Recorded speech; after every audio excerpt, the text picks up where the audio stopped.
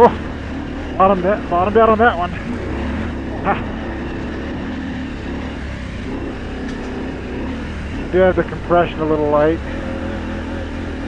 Look out for, you have the compression light to help with the rocky sections. We need to watch out for ice today. Yesterday it was pretty snowy and wet. Oh! Tire got out from underneath me, but didn't freeze overnight. It was gonna stay. Oh, another bottom out. Hopefully it was gonna stay freezing. Always slow down pretty good for rocks. You're in the backcountry, you just don't want to take a chance in you know, having a tire issue with a sharp rock.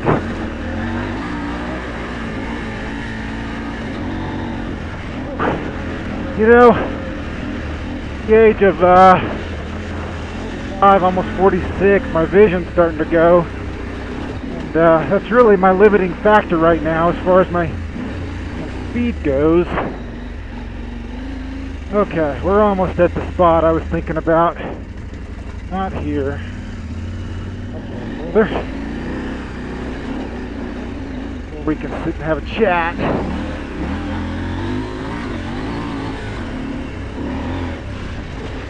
Colorado. Never want to send it over a jump or around a corner, or over a hill, unless you can see on the other side, unless everything is within eyesight, because it seems like it never fails that Colorado puts obstacles on the back side of jumps, turns, and hills. Alright, there we go. Okay, 2021 KTM 890 Adventure R.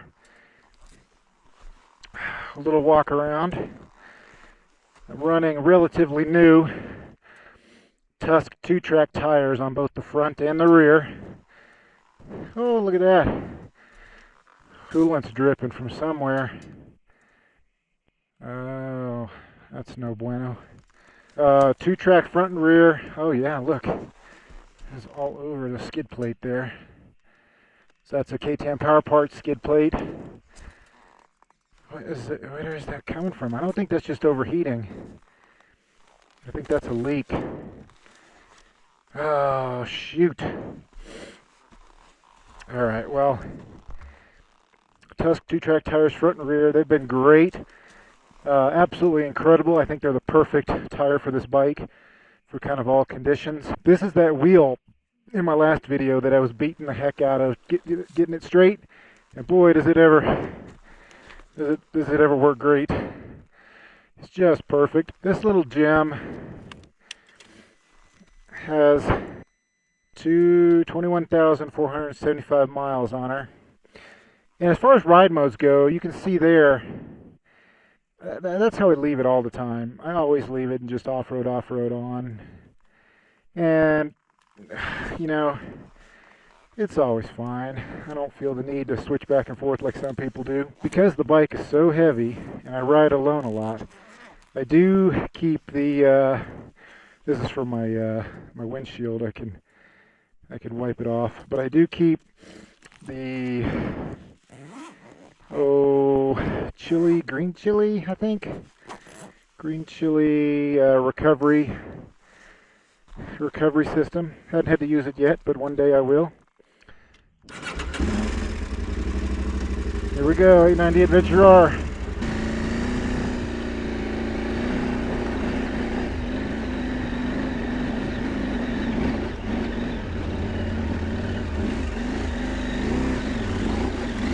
Boy, you know, things seem like trails seems like they change every day, from one day to the next, so you never know. Just so many people and aggressive vehicles.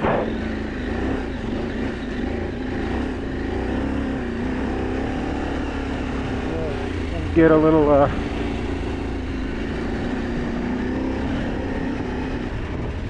it is 60 degrees outside, which is warmer than it was in town. In town it was 50 degrees. Whoa! Whew! Think about this heavy bike. Powers, it sure does slide around a lot. Just a drift machine.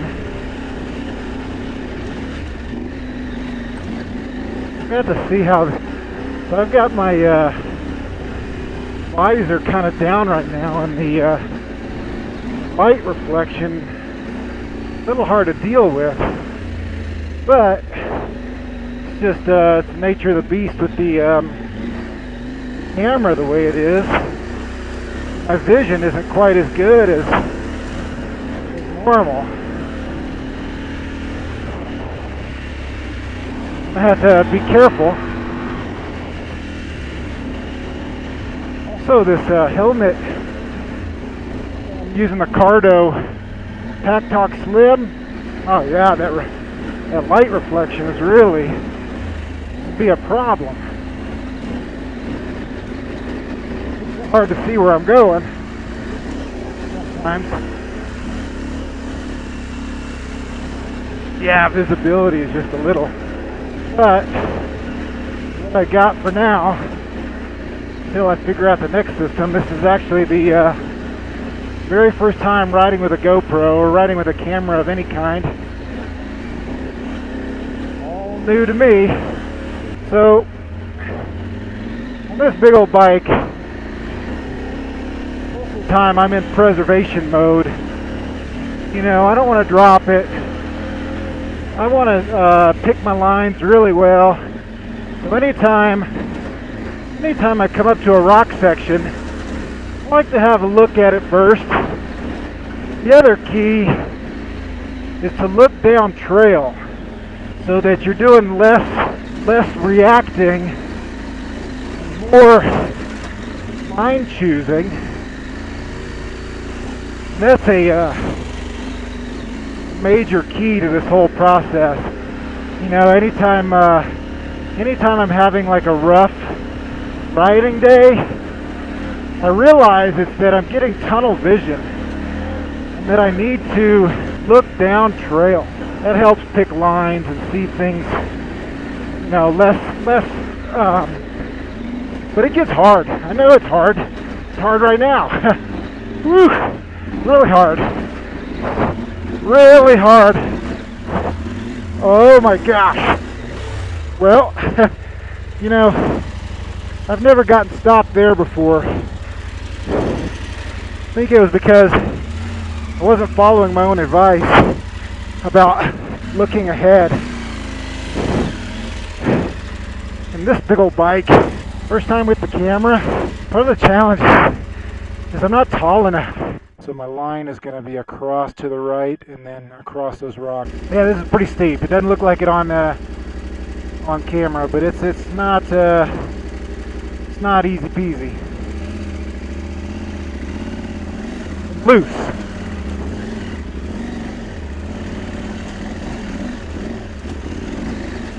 Alright, that wasn't too bad. But you know what? It all depends on if you hit a loose roly-poly rock or not. I'm trying to focus more of looking down trail, which is what I was just preaching earlier. It's really what you got to do when it gets tough. Whew. A lot of this bike is just holding on. Just twist the throttle and hold on. Keep her moving, you know, momentum.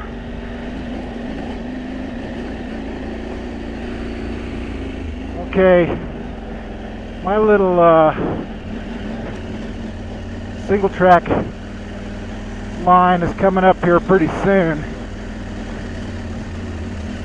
It's always hard to find.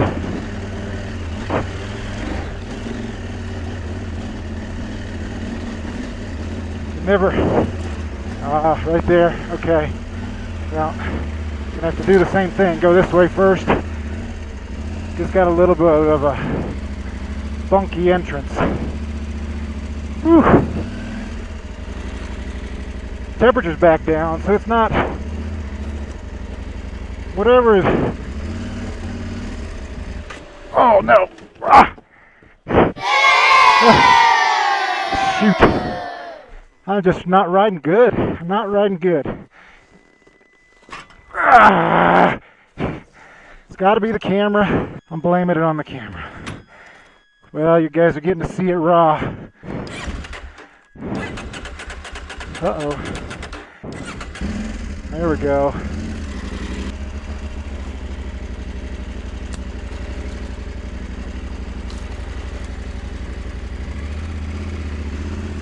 Alright. Let's man up, Nickelodeon.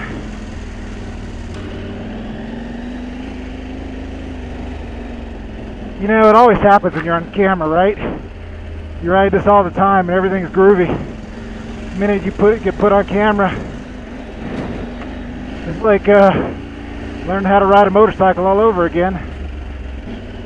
Boy, the what is it, 2 something in the afternoon, lighting sure is different than because of the time change. You know, it is November 3rd. Whoa!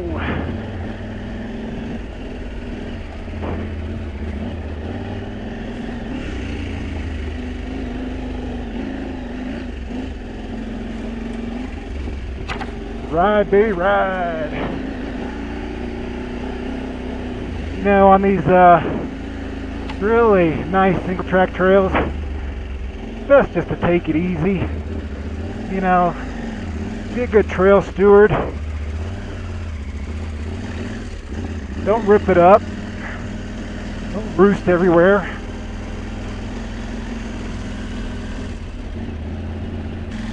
Slap.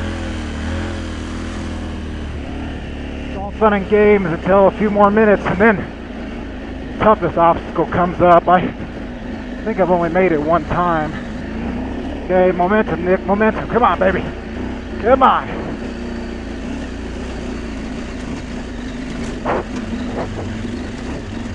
Alright, one down. There's one last challenge at the top. That section's coming up. Surely I didn't pass it yet.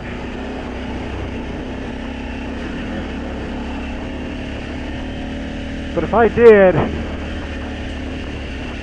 that would be groovy. That means it sure kind of looks like I passed it. Once you get up to this flat spot, wow, did I do that? Some people ask, how do you prevent a big bike from deflecting? One is to look ahead so that you're not hitting big objects square on. And then 2, sometimes you just have to let it deflect. Other times you just have to be along for the ride. You know, with any kind of speed sport, whether it be skiing or mountain biking, rollerblading, motorcycle riding, dirt bike, street bike, there's a certain amount of just being along for the ride, and you kind of have to go with the flow, be okay with a little bit of occasional out of control. And what you want to do is go from periods of out of control back to in control in you know, relatively quick fashion. So you're out of control, then you bring it back in. Then you're out of control, then you bring it back in. There's no way, unless you're just going absurdly slow, there's no way to be in control 100% of the time. And so a certain amount of experience is involved with knowing how far out of control is okay, and then when to dial it back, and then when to, you know, give it the beans, and then when to dial it back. It just takes experience. Just time in the saddle.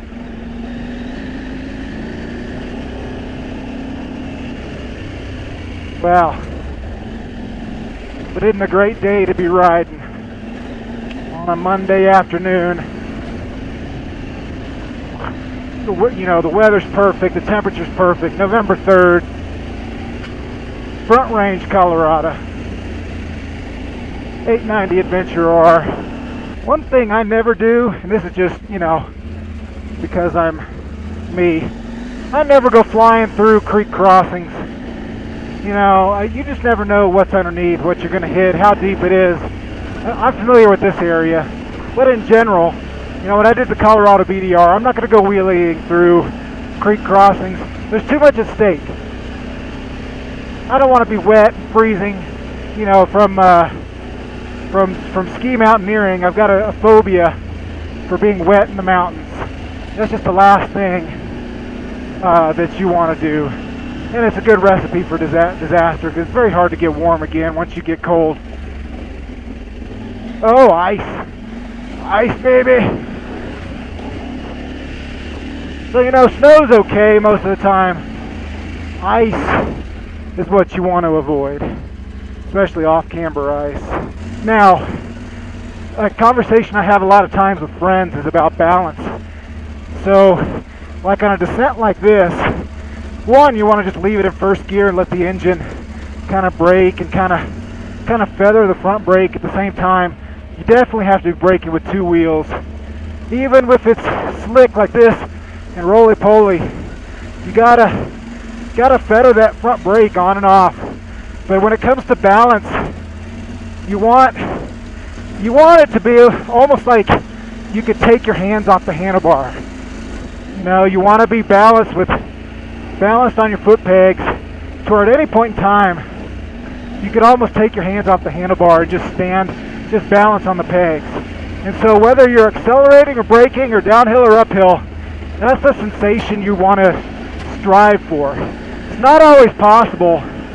Sometimes you just got to hang on, like some of these rocky hill climbs. You're kind of just hanging on, sort of like that out of control type of deal. We're in control, out of control, as I was talking about earlier.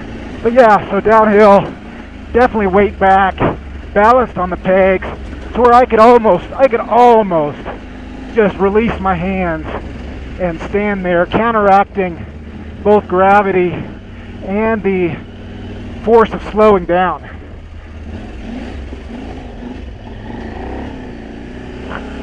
Now, mind you, again, at every point in time, I'm not roosting around. I'm not throwing dirt up. That's part of being a good trail steward. Keep your momentum and extend the life of the trails. So I just get on the gas nice and smooth. Keep the momentum, not just hog wild on the throttle. And look, I was through here the other day, or yesterday, and there's almost not even a track. That's how good of a trail steward is possible. There's tracks here and there, but it's not like, I'm throwing dirt everywhere. That's pretty evident, as a matter of fact. A 500-pound bike with 100 horsepower and aggressive tires, and not even a mark on the dirt. We all did that. These trails would not be eroded nearly as bad as they are, and we would all have more of a dirt experience. Less rock, more dirt. Yeah, I was here yesterday. Almost no evidence of my wheel prints. Almost. Just through the snow a little bit. Where, maybe I accidentally broke traction. Alright, so when it comes to sitting down, I try to sit down as much as possible just to conserve energy. But once you get off road and it gets rough, I gotta stand up. There's no way. Or else you're gonna be going drastically slower. You sit down the whole time. Your legs need to act as a component of the suspension. That allows your suspension not have to work as hard. It's kind of similar to if you pack your bike down really heavy when you're on a trip. Your suspension is just floundering all over the place, having to work too hard.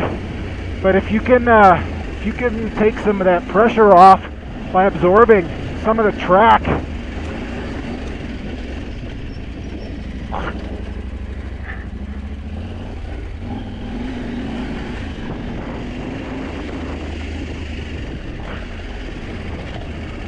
then that's, you know, you're that much further ahead. And then it's only supporting, the bike's only supporting itself, not an extra, you know, 200 pounds. That's another tip for, you know, just not getting your upper body worn out. You gotta get the weight onto your legs. So hence you're kind of leaning slightly forward under acceleration, slightly back on braking, so that your body is always counteracting those forces, or so that your balance is always counteracting those forces. So right now, I kind of have my knees bent and I'm it back, almost to where I can barely touch the handlebars. And that's where I felt like that you know, the center of gravity in braking was just right, where I didn't have a whole lot of pressure on my arms and hands. That was snow yesterday. All this water was snow yesterday. But it's 60 degrees.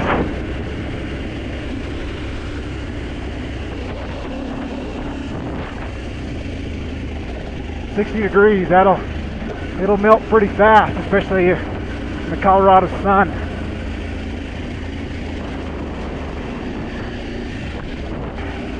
Latest tip: when something unexpected happens, lean back and hold on for the ride. That's all you can do. 1, 2, 3. Says me. Let's go. Before I got these knobbier tires, I had Dunlop Trail Max Missions.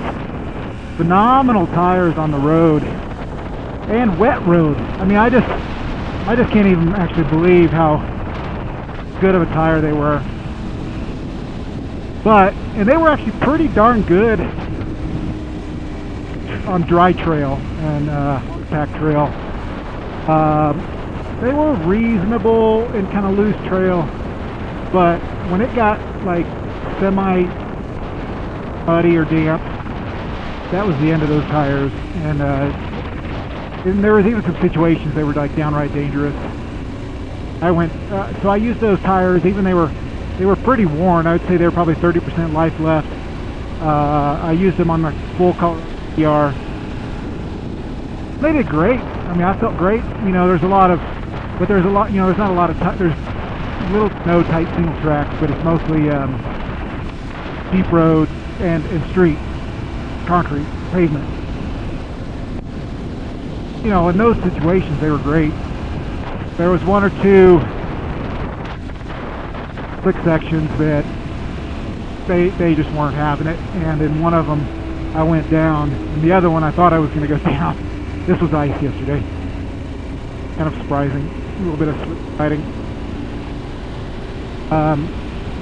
So, you know, ever since then I was kind of looking for a new tire, and Tusk so far have been incredible. They've just been the right thing for this big heavy bike.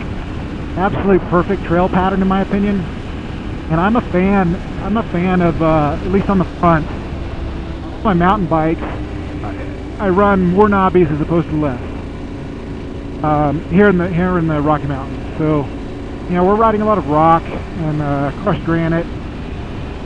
Say probably 75% of the time. Any kind of loamy stuff is very few and far between. And those, you know, those. Now, if you get like a super dirt tire,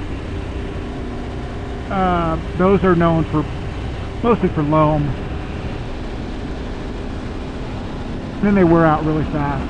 On these big bikes, you know, you need more surface area to spread the weight around, so you don't just blow your tires, you know, in the first ride or two. So this was total ice, just being in the shade.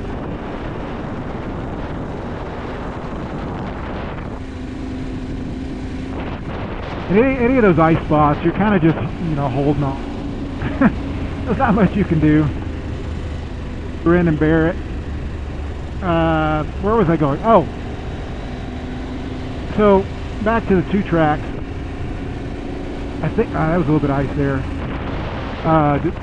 Back to the two tracks. It's kind of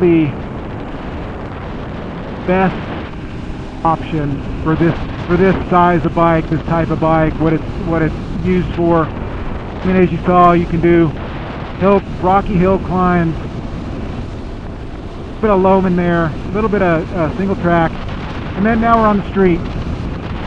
And I probably could go as fast as I wanted to. I kind of turned a new leaf though, because I got in a little bit of trouble not too long ago, going a little too fast, a lot too fast, I will say. And some lenience was granted to me. I probably didn't deserve it. And I've kind of turned a new leaf and trying to respect the lenience that was offered to me. And so, I feel like if I just continued in the same fashion I was before, which was, ripping around these corners, and I think I would be spitting in the face of that gift. I don't want to do that. And then secondly, in a little bit of a selfish fashion, anytime, whenever you put knobbies on, they're going to wear faster. And I just don't want to do that. I don't want to be changing tires all the time.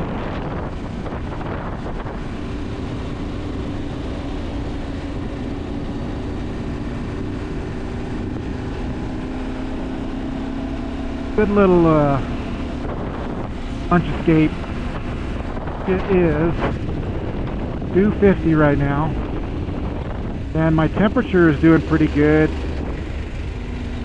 despite that little leak.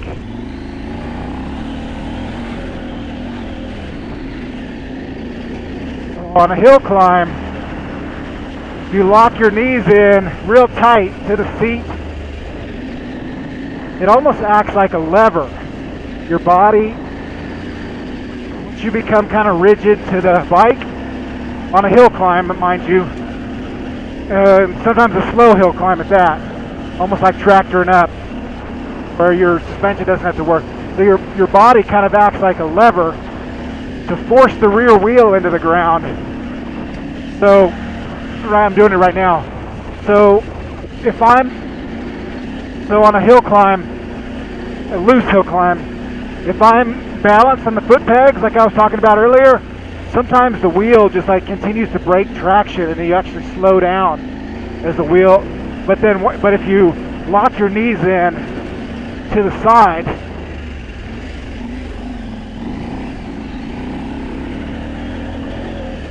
your whole body, the momentum acts like a lever to the bike of your body being rigid and up high, and it kind of levers the back tire down, like right now. It levers the back tire down into the ground.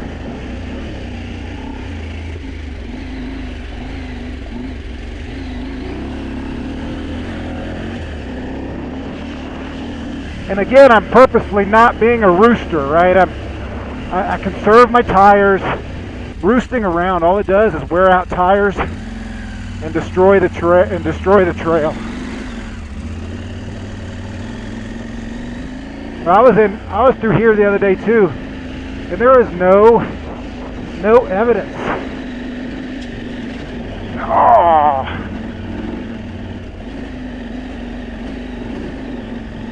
I bounced off my line there a little bit. This is pretty loose. Pretty loose. I don't remember which way I went. Okay. Looks like they all just go to the same spot. Cute. Just amazing to me that, amazing to me that people cut these roads in here. A lot of rock work to do that. Oh, here we go. Look at this loose stuff. Okay, leaning back, knees tight, keeping her moving. Accelerate when possible. Knees tight right now. Leaning back, levering up. Holding on. Woo! Yeah, buddy.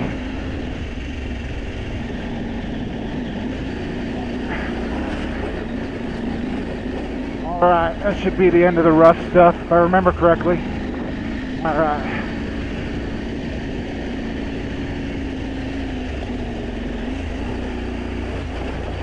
Well, there went my memory. So with any of that roly-poly stuff, you're really looking ahead and just trying to keep your wheels off the big roly-poly rocks. Ooh, if possible. It's not always possible. Sometimes there's just a big rock in the way and you try to avoid it. And then if you can't, alright, temperature's not too bad. See, right there in the middle. Alright. If I can do this from memory or not. Look at that pedal. Don't bite me. This 890 Adventure has the dual disc up front, which is, you know, reminiscent of street bike type stuff. And I like it. I don't know why people take the disc off, maybe just doing, you know, the one disc and converting to a single, maybe just to do everything they possibly can to shed weight, which is understandable. But, you know, especially when I was loaded down on the BDR, I was super thankful for the dual disc. Also, last couple of years, I've improved my street bike skills, and the single biggest contributor to improving my street bike skills, my one track day. And I was blown away by the experience. There's no way to have that experience on the street because you just cannot get your tires warm enough. You have to get your tires warm. The absolute only way to do that is on the track. And once you get your tires warm, they get really, really, really gummy. And then it's just, you have all the confidence in the world. Where I was going with that, back to braking, is that's where I learned power of the front brake. And as a matter of fact, and I didn't know this before, but that road racers pretty much do not use the rear brake except in certain circumstances. You know, like mid-corner correction, that sort of thing. And it was just so eye-opening. So I was out there on track day, just heating up my rear brake, boiling it to the point where it quit working. And fortunately, I was there with some experienced people, and I happened to mention it to him that my rear brake was boiling. And he's like, "Why are you using your rear brake? Go look at everybody else's rear pads, and they're all untouched." And I was like, "What?" And ever since then, it's been a riding transformation for me, for the power of the front brake. And you know, it was a little bit of a learning curve, but it even works on the dirt. And you just have to be mindful of traction and use the brake in proportion to the available traction. And you can totally lock up the front and just release it. Oh, look at this look at these guys.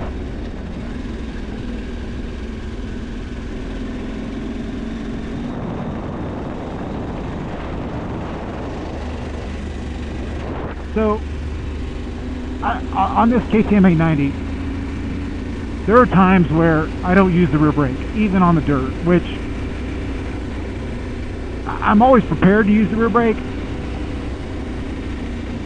but so much, if you can use the front brake, it's so much more efficient in stopping. And there are times where you'll just lock it up, but because you're practiced at it, you instantly release. You know, you use it to the extent of the traction, and then release when, like, almost instantaneous. And that's just something that comes with practice.